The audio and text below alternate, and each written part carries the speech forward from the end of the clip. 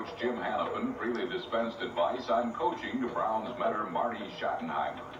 Once play began, though, Cleveland was forced to pay a price for the lesson the Cardinals taught them in how to steal a football game.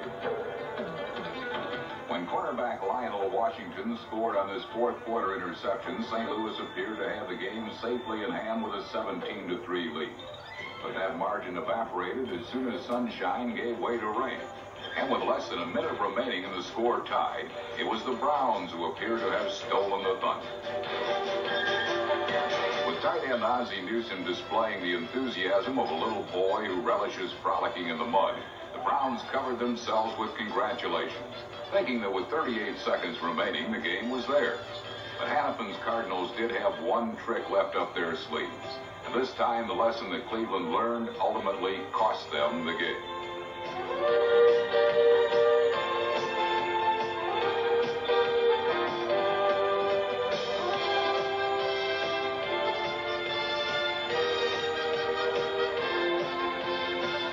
O.J. Anderson's 43-yard run on a screen pass set up a game-tying 5-yard touchdown toss from Neil Lomax to Pat Tilley, with only 4 seconds remaining.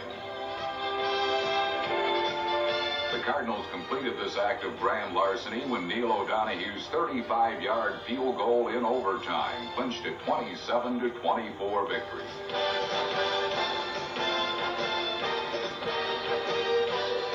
While the Browns were left with their faces stuck in the mud, Miami's Dan Marino was tarnishing his image as a white knight who can do no wrong. Marino displayed the rustiness of a quarterback who sat out most of training camp. But even when his passes were right on the money, his receivers somehow bit the dust. Miami's offense against the Oilers might have fared better had their receivers showed the sure-handedness of Dolphin cornerback William Judson, number 49.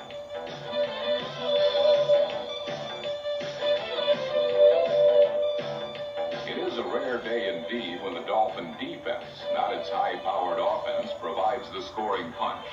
But what must have seemed rarer still to the Dolphins was the sight of ex-Giant running back Butch Woolfolk sneaking behind their secondary for an 80-yard score.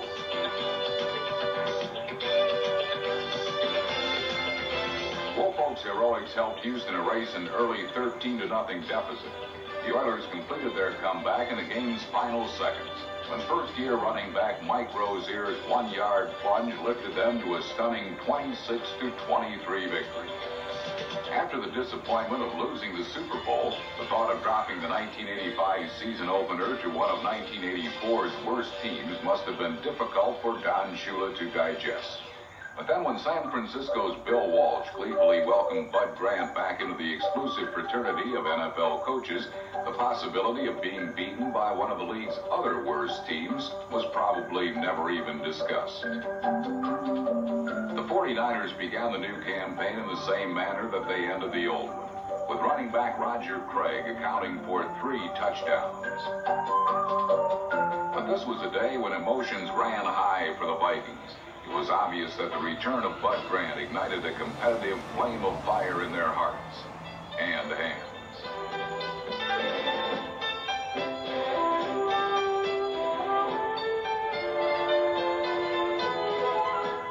The Vikings, it seems, suddenly remembered the roots of their rough, tough, and hard-nosed past, and they took every opportunity they could to stick it to the current Super Bowl champions on offense, defense, and special teams.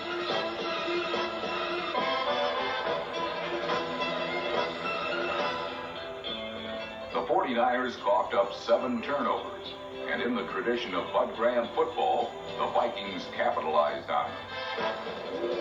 Tommy Kramer's 44-yard strike to Mike Jones set off a 21-point fourth-quarter scoring spree, capped off by Ted Brown's game-winning touchdown. Minnesota prevailed 28-21, culminating an exciting schedule that had its share of comebacks, cliffhangers, even a record for cumulative points scored on an opening day weekend. Add to that the triumphant return of a coaching legend, and you can say that the start of this new NFL season certainly deserves a tip of the hat.